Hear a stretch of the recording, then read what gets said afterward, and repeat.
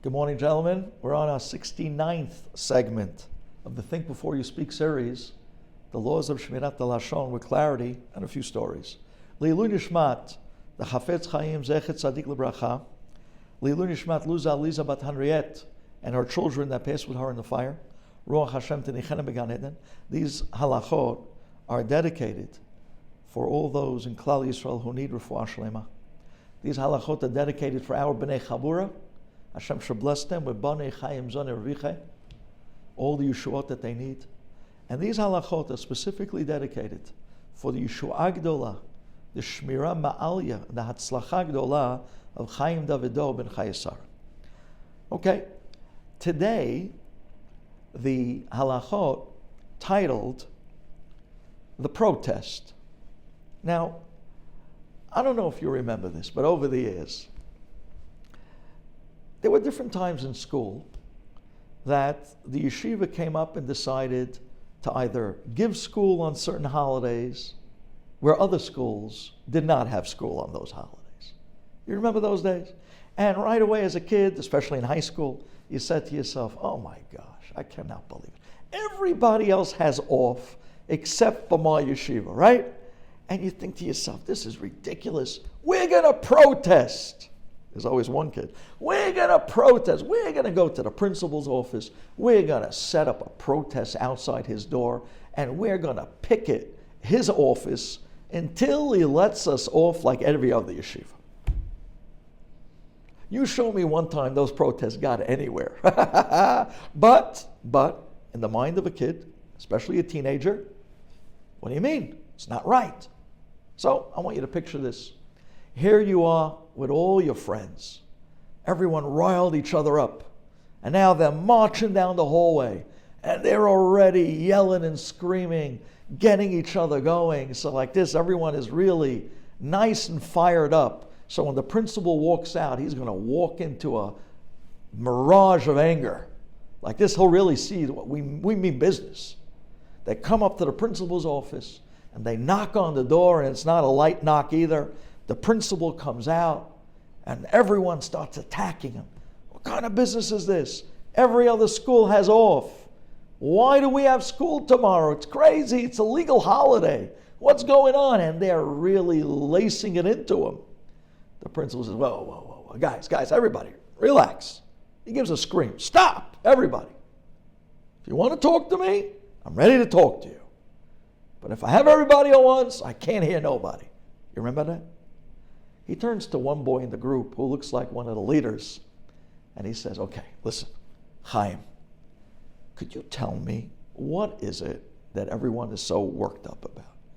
What is it that everyone's upset about? Because I know, Chaim, that you're a very cool, level-headed kid who understands that the yeshiva has high standards for education, and we don't give off like everybody else. I want to hear from you what you think about this subject, and then you'll voice everyone's opinion. Before Chaim can get a word out of his mouth, his friend, Shimon, jumps in and says, ha, you hear this? You heard what the principal said? Chaim is the level-headed one. Chaim is the one he's asking, expecting that he understands why we have school. He should have heard Chaim 5 minutes ago in the class when he was ripping apart the school and the principal for giving us school tomorrow.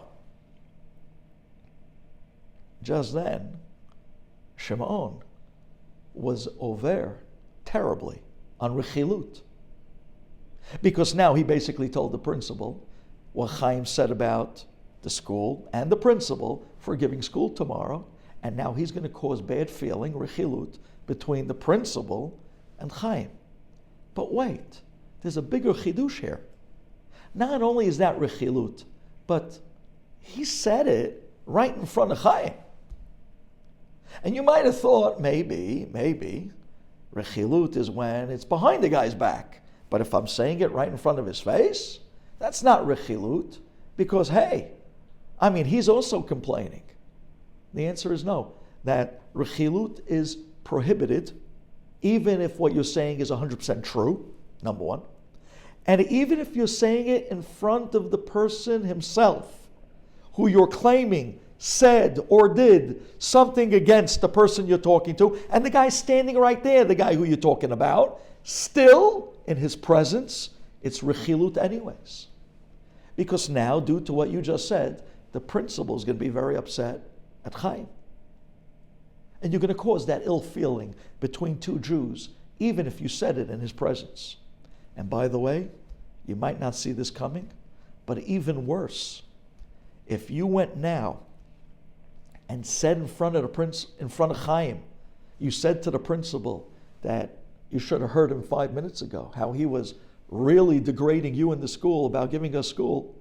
Because you said it in front of Chaim's face, it sounds more convincing and more truthful.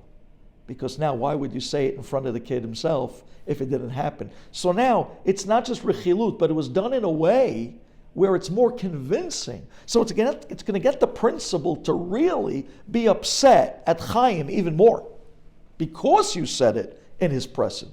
So it's a worse style of rechilut. And then one more idea. How embarrassed will Chaim be when you just gave him up in front of the principal? Not only did you cause bad feelings between the two, but you just embarrassed him in front of everybody and the principal by kind of giving him up and calling him out on what he said against the principal in the school moments ago. So you're talking here about a real rechilut. And you're talking here about embarrassing somebody in front of somebody else by giving him up in front of the person that you claim he spoke against. These are terrible averot, rechilut, and embarrassment. If a person wants to voice his opinion, there are ways to do so. Take the guy on the side. Talk to people with respect. Bring out your point with clarity.